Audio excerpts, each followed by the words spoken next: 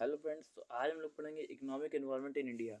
भारत में अर्थशास्त्र क्या है? तो भारत में अर्थशास्त्र क्या है? एक विकास का भारत में जो अर्थशास्त्र का विकास का स्टेज है वो हर स्टेज में क्या हुआ, बटा हुआ है। भारत में जो एक अर्थशास्त्र की जो नेचर वो कैसा है, मिक्स इकोनॉमी है। न वो क्या पूंजीवाद है, न समाजवाद है, इसमें आधा आधा दोनों मिला हुआ है। ठीक है, यहाँ पर अर्थशास्त्र का एक अलग नीति है। ठीक है, ये भी बहुत इंपॉर्टेंट था।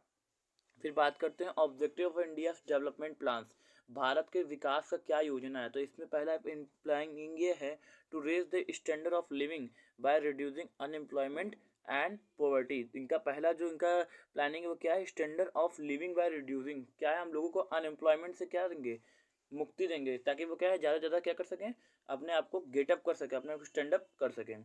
To set up a strong industrial basis with the emphasis of heavy and basic industries.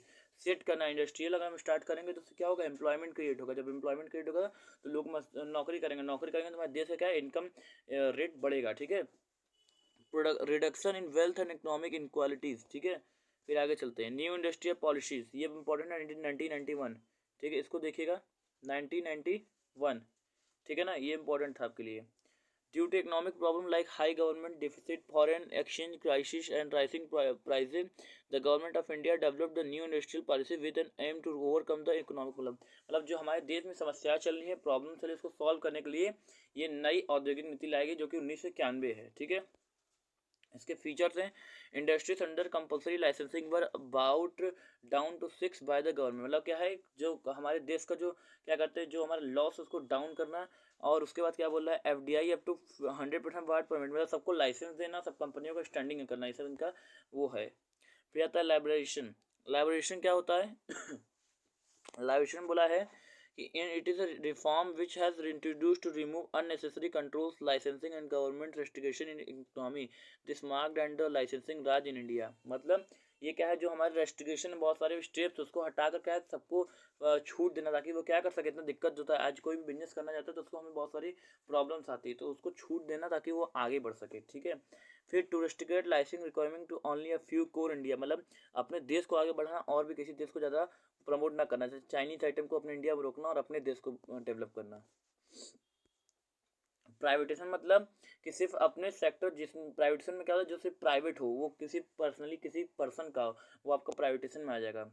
ठीक है, फिर आता है ग्लोबलाइजेशन, ग्लोबल वैश्वीकरण। इसमें पूरा वैश्वीकरण सबको ही की बात हो रही है। ठीक है,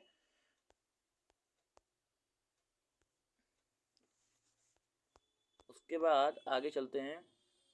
ये सब आपके लायक नहीं, फालतू चीज़ें हैं।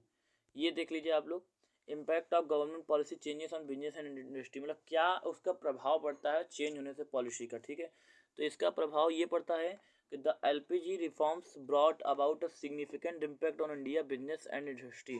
जो LPG है वो क्या है, जब चेंज हुआ तो क्या वो उससे बहुत प्रभाव पड़ा। इंक्रीज कंपटीशन, कंपटीशन क्या हो गया, इंक्रीज हो गया। ठीक है, और increase in the number of Indian firms, firms में क्या हो गया, इंक्रीजिंग गया। मोर डिमांडिंग कस्टमर, कस्टमर ने क्या डिमांड करना शुरू कर दिया। तो उसके बाद पीछे चलते हैं हम लोग एकदम।